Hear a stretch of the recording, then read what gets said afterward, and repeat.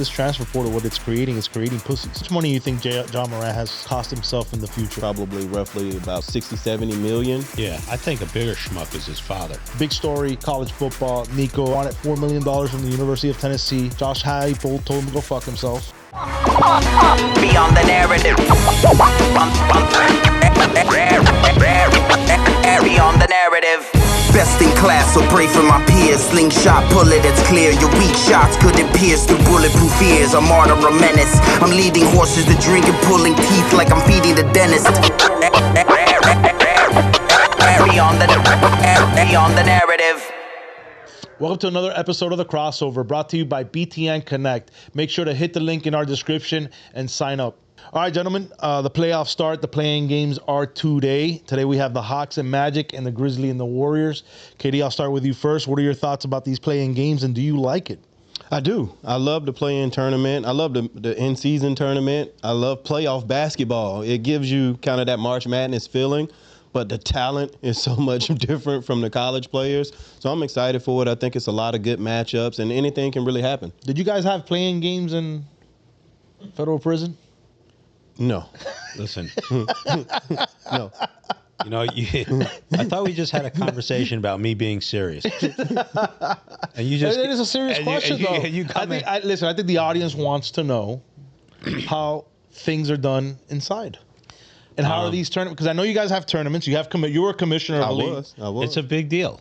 Listen, prison recreation is serious business. So did you guys have a playing game?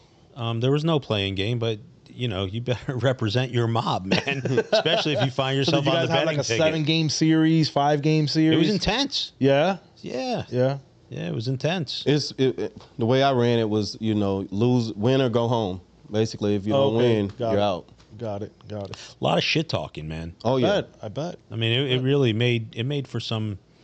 It made the time go a little faster. I can tell you that. You know. All right, so let's get back on track here. I just had to ask the question. All right, so Hawks Magic, Magic young team. Banchero, excellent player.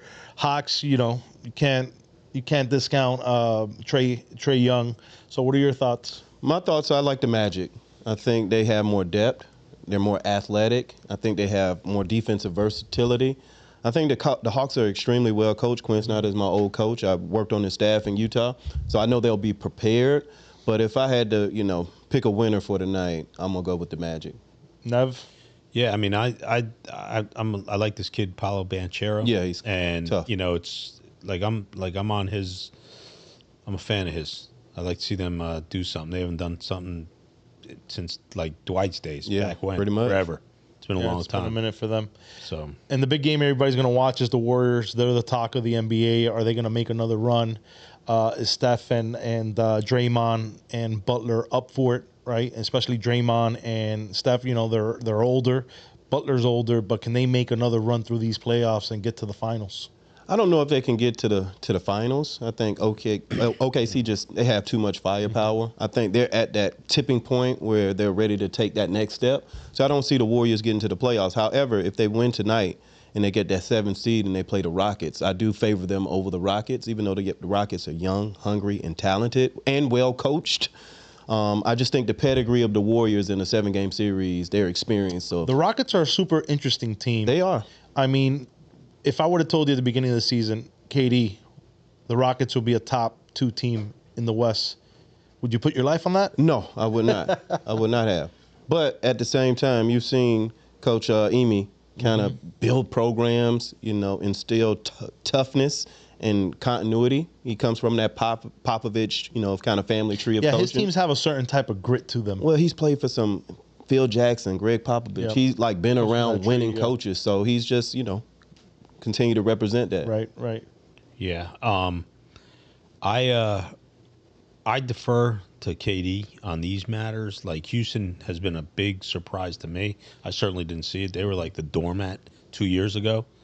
But that should be good ammunition for other squads out there that are in the dumps. You can bring it back. Like OKC, they lost all their big heralded stars, and then next thing you know, their GM Sam Presti just look what they got now. Yeah, it's crazy, man. Unbelievable job. And that's why leadership is so important in professional sport, really in anything, but in professional sports, because you can't just stay on top. Things happen, and it's you got to just deal with some of the fallback, and then you build back up the way the process. Trust the process. Right. More times than not. Right. Not speaking about the Sixers, of course. So back to the Mavericks Kings game. I'm sorry, excuse me. Back to the Memphis game against Golden State. Does Memphis have any shot of winning that game? They have a shot. I mean, you got Ja Morant on the squad. He loves the lights, so you always have a chance. I think some of his antics right now take away from like how good of a basketball player he really is.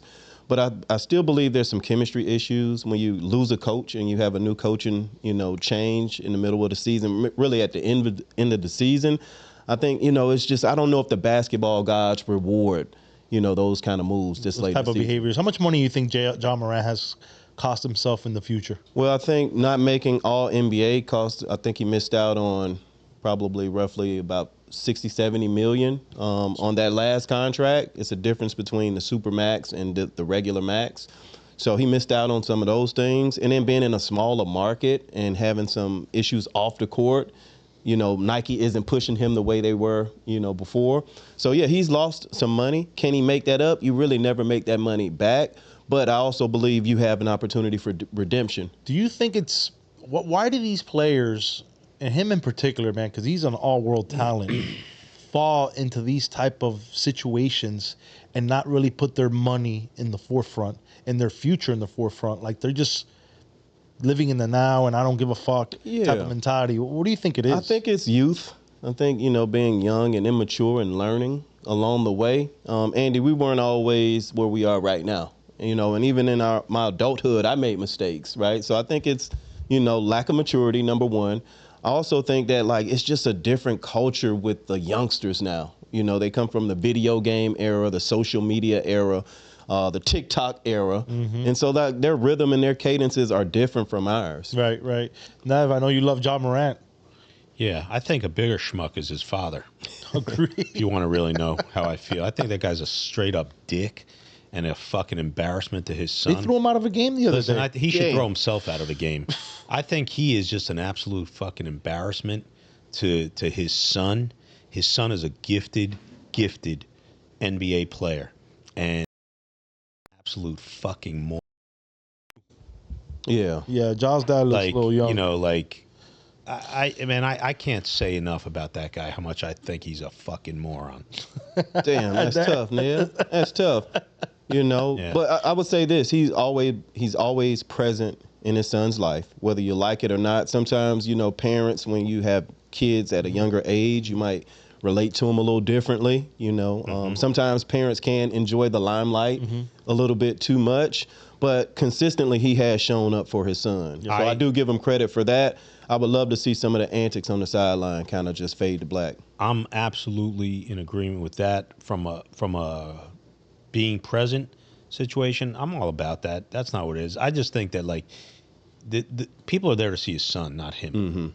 That's really where it's going. And really, he should be setting a different example. He just looks like he's antagonizing the problem. Right. And he's not doing his kid any favors. Right. Yeah, and the kid's got generational wealth at this point, and that's the truth.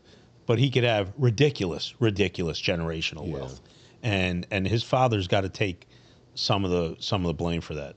Well, he's got generational wealth today, but these behaviors that you're seeing, are they being smart with their decisions, number one? Number two, are they being smart with their finances? I don't know personally, but when I see behavior like that and decisions being made, I don't think the finances are at the forefront, in my opinion, because if they were, you wouldn't be behaving this way. Yeah. I just think sometimes, man, when you ascend to that level, you think it's always going to be like that, right? You almost have this invincible feeling about yourself, no matter what field you're in, especially a young person, right? They think it lasts forever, and you're always one mistake away from losing it all. You're always one injury away from being, not the same player. And so his reputation, he's got some repair to do, man. He's got some serious repair to do. What Keyon just said is so prophetic in life. Like what we have on this show is a real NBA veteran and good life coach. Forget the mistakes. We all got them, right? We all got them. But man, what he just said is so so accurate. And I'm going to speak from my own personal vantage point. You've seen my humility, forget the comedy and all that other stuff. You've seen it since we've met one another. And I had everything in the world in that type of level. And you just think when you're invincible, you're not invincible. Mm-hmm. You're not invincible, man. There's always someone that, like, who can take that from you. Him upstairs, for one. For sure. Right? Amen. And we just saw that with this situation with the kid who just unfortunately took his own life. The Lacy. LSU, the LSU we'll former get LSU into that. Tiger, yeah. And man, it could go in a blink. Mm-hmm. It could go in a blink. It's not about me, this story, but that point sort of hits home, and you think you're above the law, and a lot of these guys come in with that mindset. They don't think If you had Ja in front of you, and you sit down, remove your emotion from it, what would you tell him? I would just try and I'd really just, like, if he was one of your I'd just kids, be- from UM, like, what would you do with Ja? I'd be a real dude with him, man, and tell him what he needs to hear, not what he wants to hear. And that's when someone's a real friend to you, when you see someone's going down the wrong path, and you're like, yo, man, I don't care what you think you are and what you think you know. Like, this is what it is, man. And you're really not, like, touching reality. You got, like, life by the balls, man. And I would just give him, and I've had these conversations with some of those guys from, you mentioned, the UM past. And, most take it. Whoever doesn't, you wish them the best. But, like, everyone's number is up at some point. KD, if you were a vet on the Memphis Grizzlies, what would you tell Ja? You know what? More so than tell him anything, I would show him. I would invite him over to the crib. I'll show him how I interact with my family. I'll help him create a vision for himself. Like, what's your end game with this? Where you want to be, in the next 10, 15, 20 years? And then, like, we'll create a roadmap on getting there, right? And follow some examples who have already done the blueprint of those different things. And then also, just love on them, have them show up to practice early, take them out to eat, like, try and be the example as opposed to being the voice. Who can be that guy on Memphis that can take him under his wing? I don't know if, because they don't have veteran players in the NBA. They got a young team, yeah. You don't have the OGs to come and say, hey, young fella, what are you doing? Right. Pull them to the side. Right. You don't have that. It's hard to tell those young cats anything because they don't have the veterans who have the pedigree, who have the experience, and who have the voice and the manhood to be able to, like, shake them and, like, no, young fella, you're not about to mess this up. It's bigger than you. It's the next generation coming behind you. It's your family. And so you just don't have those vets anymore, and I think this is where you miss out on. And I think it's so important, right? Like, the situations you end up in, right? Like, if you're going to be a top 5 pick in the NBA, NFL, there's got to be a level of maturity to you. But if you're like a Ja Morant, that you are immature, like a Johnny Manziel, you end up in a Cleveland Browns where there's no veteran leadership, you're going to end up in a bad foundation. Yeah, there's no foundation, Like, and Keyon mentions, the veteran presence. Like, when Udonis Haslem stayed for many years, probably past his prime years of playing, whatever his salary was, and it paled in comparison to what his true value was, and intrinsic value was to that establishment, and so that's what Keyon alludes to as far as that presence. Like, yo, this isn't how we run it. This is not how we're going to do here. And he's got to get into that type of situation, in my opinion, if he's going to get out of this. But if he's going to be running in Memphis with all these young guys and no one's going to hold him accountable, he's heading towards a bad situation. Because it's going to come. He needs he definitely needs, in my opinion, a more structured organization to play underneath. Agreed. No question. Agreed. My opinion. So Heat Bulls, the Heat, had a 6-7 game losing streak, actually winning streak. They lost 10 in a row. Then they finished out the season kind of flaky. What are your thoughts on that game, KD? You know what? Believe it or not, as much as I love the Miami Heat, I think the Bulls will take them out. Agreed. I think, Kobe White is playing exceptional. They got a balanced team. They're well coached. I just think they're more together right now than the Heat. And that says a lot, right? I just think the Heat are fractured. They don't have a team identity right now. They don't have a superstar go-to player. They have some good players, but without that superstar, I don't think Tyler and Bam can really, get over the hump this year. Would you trade Bam for a superstar? I think, yeah, I would consider that. I mean, obviously Bam has, produced and got better every year, but I think he's pretty much plateaued. So you would, but does Riley, because historically Riley does not trade his best player, does he trade him? Well, it depends on what kind of value you can get for him, right? Because Bam still is a very young player. He's very versatile. But him as your 1A, to me, I don't think that's good enough to be a contender. Right. And I don't think you give him up for KD, right? KD's too old. Yeah, that's tough. I mean, obviously you would like to pair him with KD because KD's length allows more defensive versatility and his ability to score. Will open those lob threats and things like that up for Bam. But yeah, you don't trade him for Bam. Right. Nav, you know the Heat organization better than a lot because you've been very close to it. Does Riley sack up and trade what he has to trade to get this right? I think he's certainly shown by far the capacity to do that.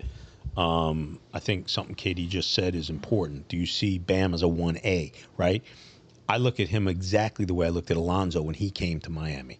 He was never going to be like that guy that carries you for 35 and 15. I didn't think so. Hardaway comes in back then. Yep. And so to answer your question now, I think everything's on the table. I don't think there's one untouchable on that entire roster. Right. Do you? I don't. No, I agree. I mean, Bam Adebayo, very good player. Is he a max player? He is technically, but I don't think he's a max player ability-wise or based on what the top 10 in the NBA are. Yeah, everything's on the table. If I'm Pat Riley, I think everything's on the table. Yeah. Bam's improved. His shot's improved. Is he a max player? I think in today's basketball, absolutely. In today's world, he is. But I don't see him in the same. I don't see him in the same light as, let's say, we were just talking Ja Morant or you don't see him as a supermax. Yeah, supermax. Right. Next level, second tier, yes. Yeah. If you pair him with another superstar like a KD, I mean, look at what he did with Jimmy Butler. They went to 2 finals together.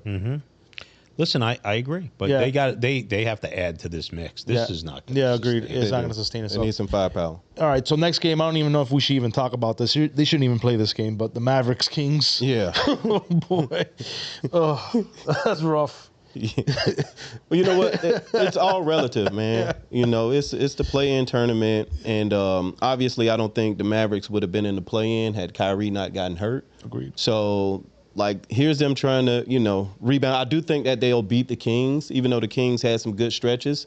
But trading Fox and firing Mike Brown throughout the course of the season, I just don't think they're together enough and talented enough to beat the Mavericks. I think AD them have the experience over them. Yeah, they should just cancel that game and move on.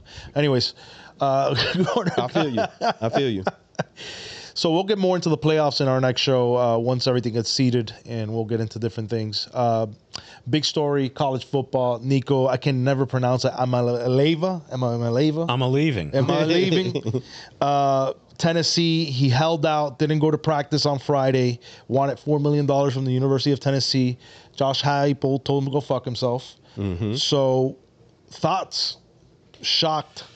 I mean, you saw it coming. I know that you saw it coming. I mean, but it's shocking to see it. It's shocking, but it's today's landscape. It just, another day. What's tomorrow's situation or today's? We know what has to be done. There needs to be a complete overhaul of this system. It's not working. Kids got to get paid. We all agree. But with no guardrails and this and that, it's lunacy. Yeah, I agree. It's lunacy. Yeah, it's tough, man. I think the establishment has to come to the table, man, and really put some structure. I know they've been avoiding it for generations now, but I think it's at that tipping point right now where, you got to get some type of collective bargaining. You got to put some rules. You got to put some infrastructure in it. And, to be all fair with Nico, at the end of the day, it's a business now. Coaches leave all the time. I don't like the timing of it, but they're forced to do these things because there's no system or guardrails in place. And so that's what renegotiations look like. They made it to the college football playoff, right? So the school made millions of dollars. He was the quarterback. We think quarterback is the most important position in that particular sport. And so here is him, just showing leverage. And they called this bluff. And now he's got to go see on the free market if he can get that. Nev, as a fan base, Tennessee fan base, how do you think they're reacting to this? Are they backing Josh Heupel, which a lot of coaches are coming out and saying They are. Josh Heupel did the right thing, but as a fan, I think they are livid towards the kid. I don't think anyone's questioning Josh Heupel in this situation. It's where there's an action, there's a reaction, and the action is the transfer portal was set up for this time. So he exercised his right, like Keyon said. So that was his reaction. The action was transfer portal. The reaction was pay me or I'm gone. It's what you got. The byproduct is what it is. The NCAA they are responsible for this landscape. There's no in-betweens. There's no gray area. They're responsible for this landscape. I know firsthand. I'm not speaking from publication. I'm speaking from being in the Lions Den. They did not want to pay these kids. Right. They still don't. Okay, let's just be clear. They still don't want to pay these kids. They were told to. So the question is, this is going to get escalated, right? Like, this is just one situation. Oh, you got that right. But you're going to start seeing more of these situations happening. But this can be a complete holdout, and you've talked about this. Like, what does the NCAA do then, and what do these colleges do then if these players decide, you know what, we're going on strike? Because there's no collective bargaining agreement. I mean, I don't want to. I've heard this song before, and it's not like you can go replace them with replacement players, how the pros do. Like, it's not like you have a pool of kids that you can call up. I mean, from JUCO maybe. I don't know how you would do it. Yeah, I sang this song about 9 months ago, and it's coming to light right now. It's gonna happen. And you're getting. You talk about Armageddon. Armageddon's not here yet. Armageddon, it's coming. It's when these kids say, "Fuck that, we're not playing." Listen, it's called a labor strike. That's what it's called. Okay, and I've been talking this shit for a long time. Who would listen to this guy? Who would? Yeah, fucking. Better start listening. Well, you better start listening. This is where we are. Because he's called it play by play and how this was going to go. 14 years ago. 14 years ago, yeah. Okay. Yeah. And they knew it too. And I'm not sitting here beating my chest. I love the game, man. I love it. I love college sports. I hate what it's become because it's just not controlled. I mean, it's just like, all right, listen, if everyone's going to pay, make their salary cap. Like, all right, look, you know what? You could spend $25 million. It's got to be, however you spend it. If you want to pay a special team kid $10,000 a month, that you decide. But this is all you could spend. Yeah. And that's it. I think they're both in their own right. I know Nico's parents, the dad, was very heavily involved, and that's a whole different podcast we can do. These parents are heavily involved in a lot of these different situations. Maybe sometimes the kid doesn't even want to leave, but they're forcing the kid. I know it's not our. It's not our. It wasn't in our production meeting. Yeah. But like, I'm just gonna give you a quick short Cliff Note version. So before the season started, this past football season, a current high school father reached out to me on a DM, okay? And he had told me about his situation. His kid was getting paid X amount of dollars from one school. I said, well, and he was asking me my opinion. I said, well, if you go to this school, I just know based on what they've been paying guys in your son's thing. Anyway, long story short, he took my advice, and the kid made $400,000 more a year. Yeah. On making a call. I didn't get a gift card or anything, but that's all right. There's still time. Maybe it got lost in the mail. Sorry to get off track, fellas. Yeah, that's all right. Good. I mean, that's where we're at. And if you don't put this and like you've said about the NCAA, they've put their head in the sand and they've looked the other way, and now we're here. Now they got a big problem. Now they're going to Congress asking for their help. Good luck. The rabbit got the gun. 100%. And I think it's also a clash of fan bases, right? Because I think the older crowd really hates this system because they were so accustomed to how it used to be, where it didn't benefit the players at all.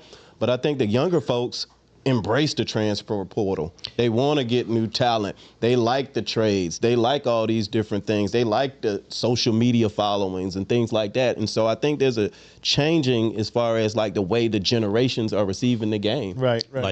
Like Keyon and I were speaking right before the show, man. like George and Wheezy moving on up. Straight up. Yeah, and what's going to turn into with college football is going to be like basketball, the one and dones. Every team's going to change. You know, you'll have some teams that will have an older team because they're not NFL ready that will make a splash in the playoff, but that you're going to have like the Alabamas, the Tennessees, you know, the Florida States, where you're going to get new rosters. Like Florida State's roster this year is practically brand new, for the exception of a few. Well, and why is that though? Because it's not just the players leaving. It's also those schools do 1-year deals with players. Correct. And you never hear about that. When they say you didn't perform and they get rid and they wash their hands with you, there's no outcry. Yep. It's only when players exercise their power that this is looked down upon. Yep. Agreed. Yeah. Listen, they say greed is good. Is it? Yeah, right. So, moving on to another subject, a terrible tragedy with Kyren Lacy. He committed suicide, unfortunately. He had another case. He had killed someone driving recklessly. Tough situation for that kid. He had a bright future in the NFL. But JB Brown, Coach Brown, which is he was on Last Chance U, came out with a very emphatic post about this situation, how these kids are being entitled since high school, and getting put into these positions of not being accountable in situations, and they run from their problems. Do you see it that way? Because I showed you the video. Kyren Lacy, an LSU standout future NFL draft pick who weeks ago just ran a 40 at the combine, had a very bright future in the NFL. Well, so we thought. At the end of last year, he killed a man named Herman Hall, a 78-year-old ex-Marine, in a reckless car accident by racing and swerving in from lane to lane. He also wrecked his own car 2 nights ago in a police chase, where police found him with a self-inflicted gunshot wound that sadly ended this young man's own life. Now, hear me out. The adults that continue to enable these kids with NIL, with the ability to transfer, allowing these youngsters to transfer 4 times in 4 years in high school, putting football or sports abilities above real life is who I blame today. We save these kids day in and day out by defending them when they do stupid shit. How many times has Brian Kelly defended a kid at LSU that's done something stupid? Kirby Smart at Georgia for doing something stupid. Nick Saban at Alabama, for God's sakes. How many times has JB defended his players, his babies, for doing something stupid? Only for our selfish reasons. We've defended kids for DUIs, assault and battery, only to get them on the football field to perform for our own selfish reasons to win a football game. We have lost what college athletics are supposed to be about, people. College athletics were supposed to be about trials and tribulations, creating tough skin, learning discipline, how to compete, how to persevere. We're not doing that in college anymore when we hand these motherfuckers a bag of money, a $200,000 car, and tell them to go ahead, figure life out. You're supposed to teach these kids what life's about, not go figure it out. Wonder why we have kids self-inflicted gunshot wounds that are about to be fucking drafted to the NFL. You wonder why we got kids that don't know how to drive a Prius yet who are fucking running cats off the road because they don't know how to handle 700 horsepower to the rear. The shit has gotten out of hand, and we are forgetting the fact that these are babies who don't know shit about shit. We are giving them more money than their own parents ever earned in their entire lives. At 17 to 21 years old, we are giving them $100,000 cars, $200,000 cars when they can't drive, giving them the ability to make all their own choices when they don't know right from wrong yet. What are we fucking doing, people? I have the word coward in bold red letters on this thumbnail. You see it. Everybody's been commenting since late last night. The truth is, we are all cowards who allow this to continue to transpire. Myself included, you guys out there, everyone out there defending this kid, we're all cowards, homie. This kid is a coward because he was taught how to be a coward with the ability to run and hide from real world problems when they arise. The real world is going to come fast at each one of us, and we need to understand how to take it on. But running isn't how it's done, but we have taught that is how it's done. We're teaching these kids to run and hide. Oh man, you can't start this year as a true freshman. Guess what? You could bounce. You could go transfer to go over to Oklahoma and try it over there. Oh, you didn't start there either? You can go to LSU next year. Oh, you didn't like there? Go to Oklahoma State next year. Oh, you don't like that? Oh, we end up at fucking D2. We have taught these kids it's okay to run and hide and receive money that is based on worth, not based on what has been earned in life. We have all failed our youth and are all cowards this morning. This kid ran from facing the consequences that he needed to face for killing a human being with his vehicle. But we have told this kid and millions others like him, it's okay to run. It's okay to hide and not face the truth. It's okay, but go somewhere else and start all over. It's okay. You can just start all over. Everything will be swept under the rug. Everything will be forgotten because we're so apologetic and forgiving on social media where every one of you all live nowadays and take it for the gospel. Whatever's said on Twitter is the gospel. So we will continue to see this sad shit go on until we get our youth back in control, until we teach them how to be respectable adults first before anointing them the next greatest thing on planet Earth, before allowing them to do what they want with zero consequence, and before we allow them to run and hide from real world problems that they will face and will have to teach their own kids. See, y'all keep blaming us for raising these fucking shitbirds. But I have something to tell you. There's a fucking generation missing that you continue to refuse to dismiss. There's a generation these kids are having their own kids and they don't even know how to be an adult themselves. And you expect them to raise their kids to be fucking good adults? You wonder why we're getting riddled in society with a bunch of fucking shitbirds? Y'all keep forgetting that part right there. We have failed them and shame on us for all being cowards. But what do I know? What are your thoughts on what he came out and said? Yeah, I understand where Coach was coming from. I do think there's a lot of entitlement with this generation, not just athletes, just the younger generational overall. I think there's some entitlement issues. I think they lack sometimes in process, you know what I mean? And they want things not now, but right now. So I think we failed our kids in this situation in a sense where, like, it's preventative, man. You have to have more resources on campus, more development, more financial literacy, more mental health opportunities. You have to have these infrastructures in place to prevent these things, but they happen. Mm-hmm. Anytime you have a suicide and things like that, man, my heart goes out to the families on both sides of that. Yeah, man, it's gotta be tough to take yourself out. Yeah, I'm hurting for the family and the victims who were lost in the car accident. I think it's a horrible situation. My position on what that kid did is, he really didn't want to face his. Yeah. He didn't want to face his situation that was coming, and I keep hearing about this mental health and this and that, and I know what's behind it because, we all go through our own bouts of whatever. Especially, I did prison time for a considerable amount of time. So I experienced it, firsthand and deep and like in the now.